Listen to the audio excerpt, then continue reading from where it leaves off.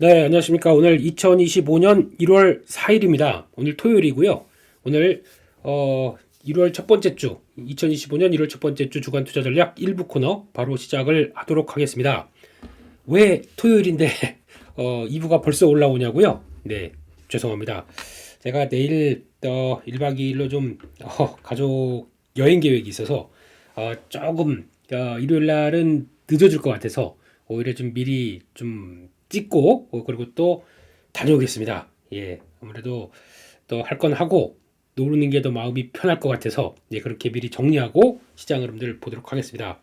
가끔 일요일 거를 토요일 날 올라오게 될 것 같은 이번 2025년입니다. 그렇다고 해도 질은 절대 떨어지지 않고 예, 혹시나 또 미리 보고 싶은 분들 2부까지 미리 확인하고 그 다음에 주말 좀 정리하시고 싶은 분들을 위해서 2부를 토요일 날 찍는 것도 괜찮겠다는 생각은 하는데 혹시나 의견 있으신다면 말씀을 해주시고요. 예, 여러분들의 또 의견에 그대로 또 따르도록 하겠습니다. 오늘은 그렇게 일단 진행을 하고요. 일단 미국 시장이 마감됐는데 와 생각보다 세네요. 지금 미국 시장 마감한 걸 보니까 나스닥이 55일선을 좀 들어가서 이렇게 좀 주춤하다가 턴할 줄 알았더니 아니면 거기서 조금 더 시간이 걸릴 줄 알았더니 그냥 예, 자네 거기서 대기하고 있는가 그러면서 훅 올라와서 변화가 들어오네요. 예, 그래서 상당히 미국 시장은 강하다라는 것들을 보여줬고 그런 쪽에서 일단은 지금 그렇다고 하더라도 이렇게 좀 저항대가 있는데 이 저항대를 강하게 돌파해서 다음으로 움직이는 그런 상황들은 일단 아닙니다. 그렇기 때문에 일단 강하다는 거 확인됐지만 아직은 조금 더 숙제는 남아있고 그리고 또 매크로 지표 여전히 불안하고 있고 그런 쪽에서 일단은 네 그래서 또 어제 종목들 별로는 저도 어제 보다 보니까 갭상승이 나오더라고요. 그래서 잠깐만 이거는 좀 센데? 라는 생각이 들어서 약간 뭐 좀 갖고 있던 종목들 조금 미중 줄인 거 줄였던 거 테슬라 같은 경우도 2차 밀리지 않습니까? 어제 뭐 연합인포맥스에서 저 이진우 소장님하고 뭐 여러 가지 얘기를 하시는데 저는 이거 딱 보면서 발언을 그렇게 할까? 이거 2차 밀리면 다음 주 월요일 깜짝 놀라실 텐데 급등입니다. 이렇게 얘기를 하려고 하다가 예, 저희 2차 밀 자리죠. 근데 뭐 그건 됐고 그냥 얘기는 안 드렸는데 지금 분위기면은 바로 이런 기회 못 참아 그러면서 1차 연별에서 예, 바로 턴하는 모습들이 확인되다 보니까 이런 것 조금 사고 그리고 저희가 좀 압축하자라고 하는 종목 쪽에서 조금 좀 늘려서 일단 시장 분위기를 맞춰가는데 그래도 결론적으로는 아직까지는 완벽하게 미국 시장이 턴해서 다시 정고점을 향해 간다라는 쪽들은 조금 좀 그렇습니다. 그런 쪽에서 특히 S&P 500이 상대적으로 좀 고무적입니다. 무슨 얘기냐면은 55일선에서 벌써 지금 두 번째, 한 번, 두 번째, 그리고 턴하는 과정들. 그래서 이게 지지권이란 거를 상당히 많이 보여줬던 게 S&P 500이다 보니까 그런 분위기 따지게 되면은 그러면 일단 적어도 이런 박스권 안쪽에서 왔다 갔다 하면서 나오는 변화가 이어질 수도 있겠다라는 생각도 들고 상당히 강한 모습들이 눈에 띄어서 그렇게 일단 바라보고 있고요. 미국 시장 얘기부터 한번 먼저 말씀드리게 되면은 일단 미국 시장에서 지금 가장 많이 나오는 얘기 중에 이번 주 나왔던 얘기 중에 하나가 일단 지금 생각보다 AI 산업에 대한 기대가 상당히 높다는 쪽들이 확인되는 것 같은데 그 얘기는 조금 이따가 하고요.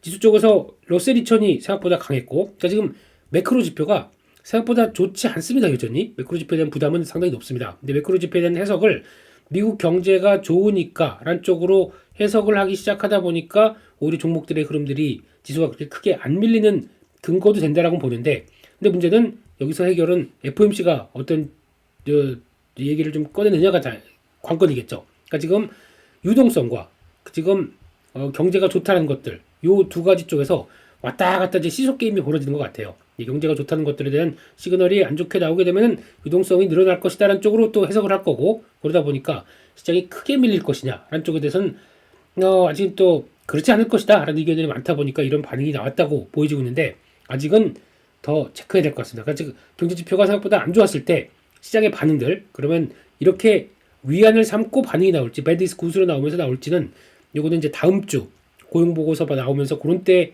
흐름들을 좀 체크를 해야 되기 때문에 아직까지는 줄다리기다라는 쪽으로 바라보고 있고요.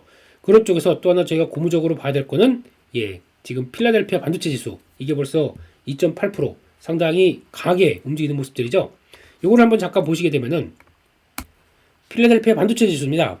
지금 흐름으로 봤을 때 웬만해서 이 자리 잘 안 밀리고요. 요 정도쯤에서는 안 밀리고, 그리고 또 위쪽으로는 갔다가도 내려오는데, 보시면 아시겠지만 왔다 갔다 뭐 이런 식으로만 패턴이 맞춰져 있어요. 그러니까 이게 크게 밀린다는 얘기는 아니겠죠.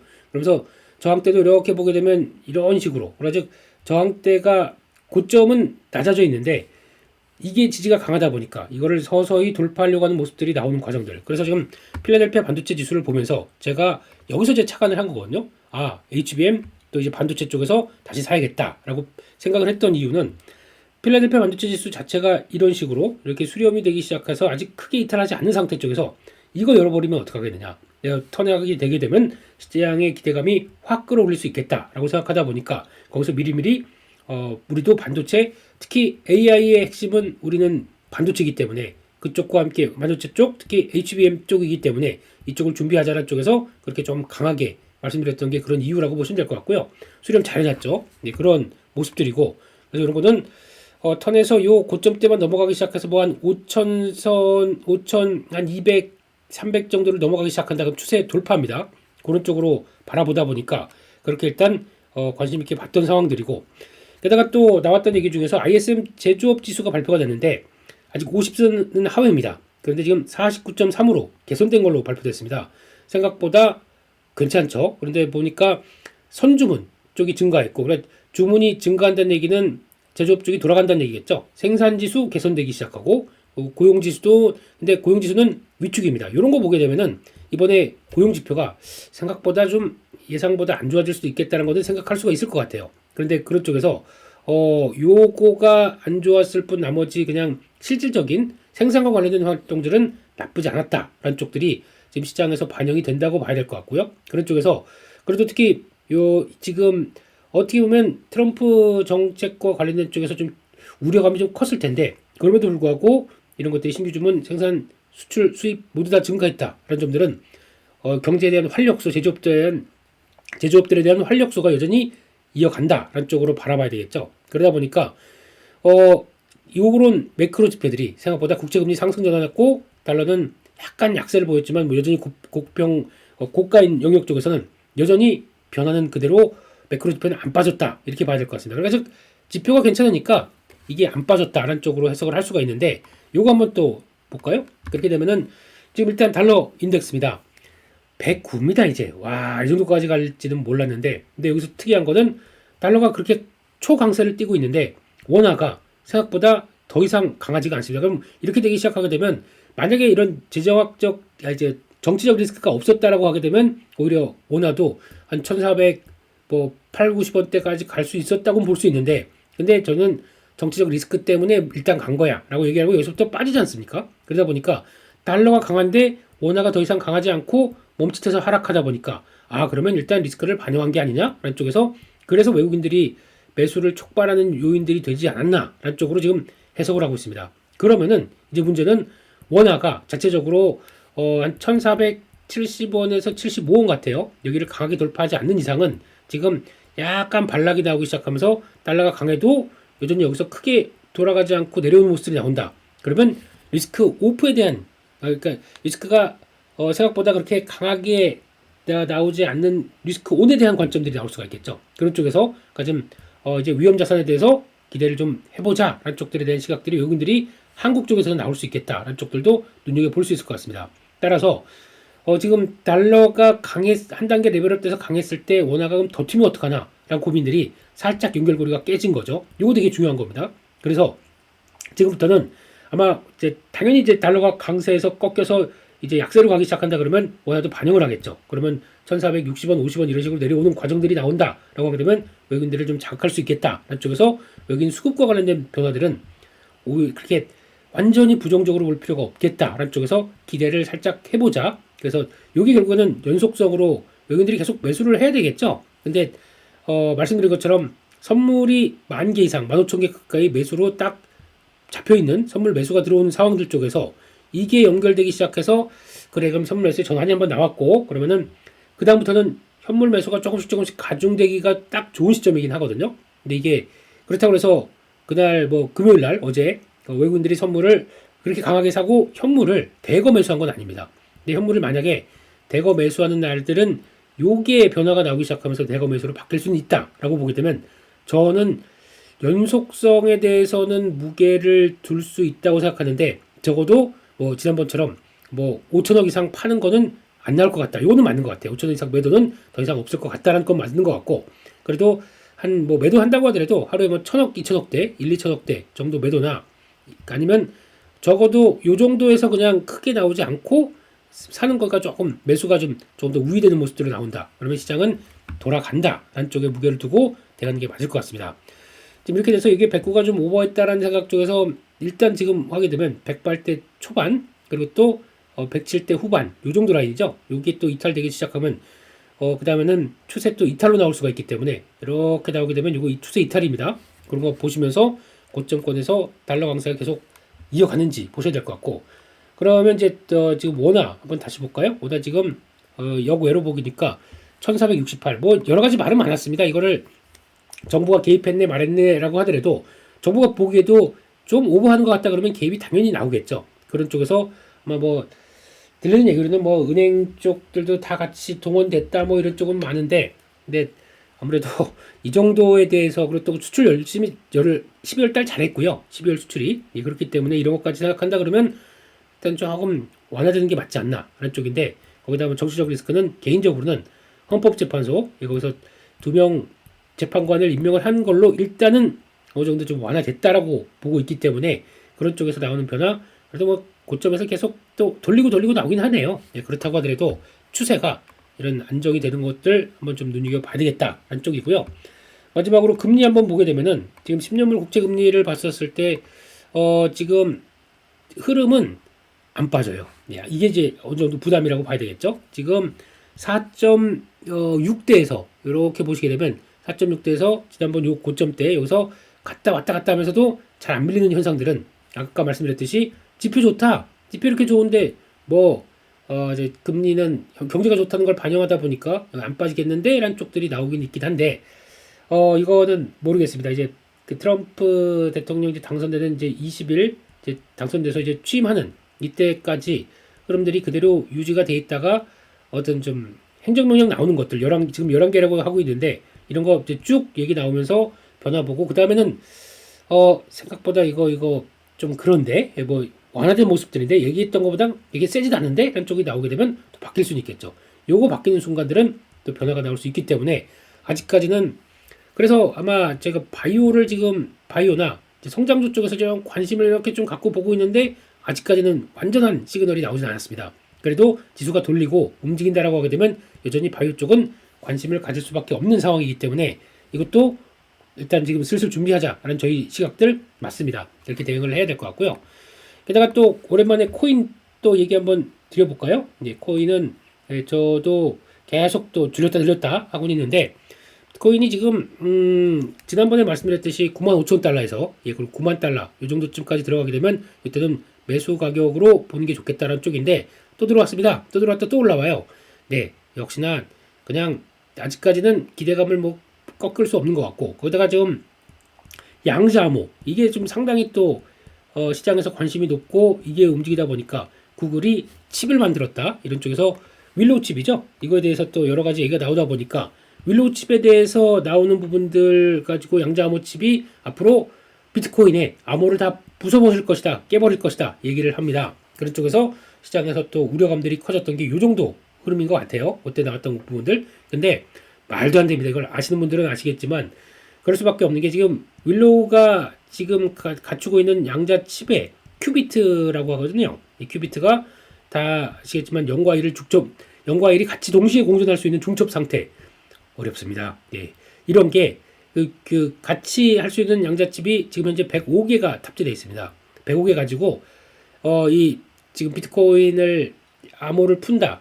말도 안 된다고 하더라고요. 그들의 얘기는. 최소 이게 100만 개 가야 됩니다.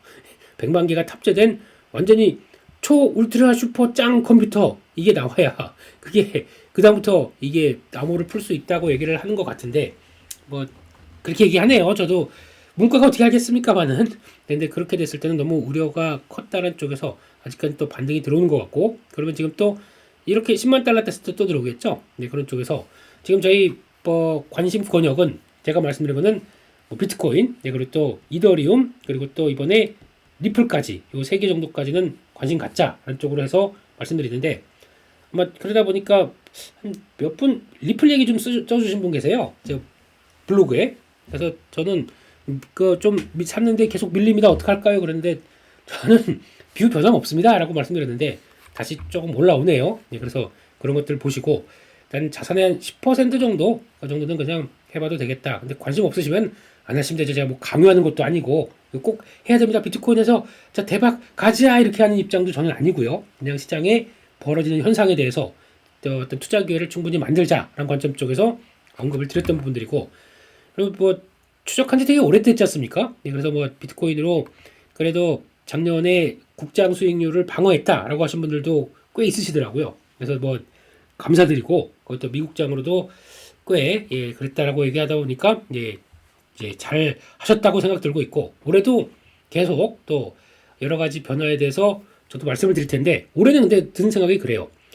미국장은 예, 미국장 뭐 코인도 마찬가지겠지만 이쪽은 작년에 핫했습니다. 그러다 보니까 올해 난이도가 상대적으로 살짝 높아질 수는 있을 것 같아요. 그렇게 되면은 되는 것만 하셔야 됩니다. 이쪽도 되는 것과, 그리고 또 기대를 너무 크게 작년에 미국장에서 뭐 테슬라 사서 100% 넘었어 이런 기대감을 높여서 매매하면 안 될 것 같습니다. 난이도가 생각보다 있다 그렇게 생각하고 있고, 상대적으로 한국장이 난이도가 그렇게 높지 않을 것 같아요. 생각해 보게 되면. 왜냐면 지금 뭐 거래된 지 한 이틀밖에 안 됐는데 종목들 움직이는 거나 파장들을 보게 되면 약간 그런 느낌 있죠. 물반 고기반식으로 이런 거 사도, 그러니까 약간 추세 아직 제대로 안 갖춰진 종목들은 뭐 일단 못 움직입니다. 아직 나는 때를 기다려 이런 쪽인데, 그게 아니라 움직여야 되고 지수와 함께 턴해야 될 충분한 요인들이 있는 종목들이면은 그냥 바로 움직이더라고요.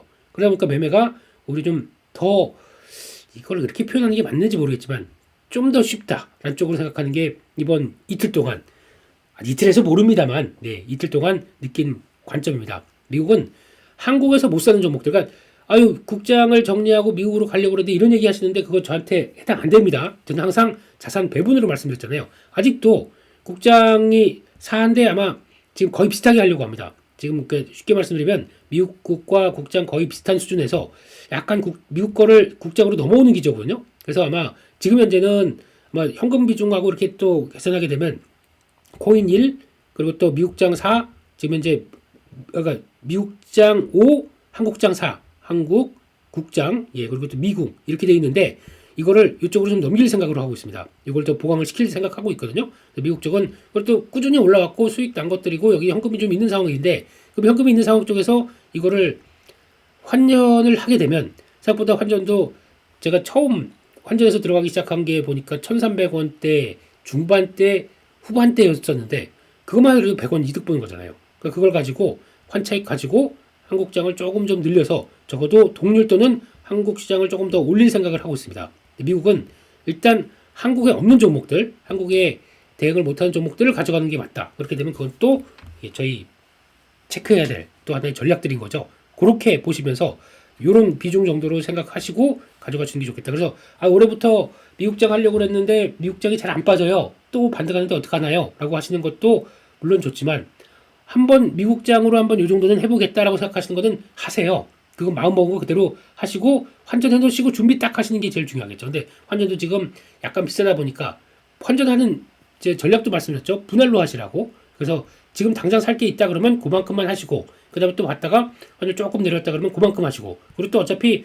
환율이 지금 만약에 미국장에 대해서 위험 자산을 매매하겠다 그러면 환율이 여기서 지금 1,400원대 중후반대라고 하더라도 이게 1,300원대 내려온다고 하더라도 어차피 요거 정도는 미국에서 계속 움직이고 환율 하락분을 위험 자산에 대한 상승분으로 상쇄시킬 걸로 보여지고 있기 때문에 그거 가지고 환율이 무서워 라고 대응하시면 안 됩니다. 환율은 하나의 극복할 과제인데 이걸 가지고 저희가 컨트롤할 수 없는 요인들이 많잖아요. 그렇게 되면은 그냥 이거는 일단 미국장 하겠다고 마음먹은 금액 정도는 무시해야 되고, 그리고 또 오히려 환율이 그렇다고 해서 한 뭐 5% 빠질 걸 미국장 수익으로 한 10% 내면 되실 거 아닙니까? 그런 식으로 또 대응해도 되기 때문에 이거 가지고 너무 환율 때문에 저거를 얼만큼 잘 내가 조절해서 거의 싸게 들어가고 미국장을 잘 사느냐, 이건 또 다른 문제 같아요. 만약에 환율이 안정된다 그러면은 한국 시장이 강하게 될 텐데 그 미국에 갈 요인들이 없지 않습니까? 반대로.